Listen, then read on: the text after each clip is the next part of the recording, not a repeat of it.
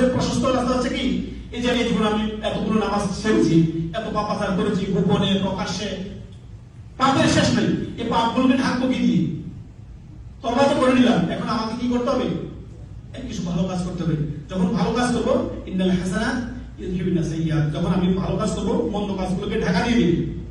ওইগুলো হচ্ছে আপনার কাছে যদি আপনার কথায় কথায় গ্লাসের মধ্যে আপনার সামান্য একটু আপনার খারাপ পানি থাকে, উপরে যদি আপনি পুরো বোতলের মধ্যে ভালো পানি ঢেলে দেন, গেল তো সবটা ভালো হয়ে গেল না? তো এইভাবে করে আপনি ইন্নাল হাসানাত আপনি বেশি বেশি করে নেক আমল করুন, নেক আমলের আপডেট বাড়ান।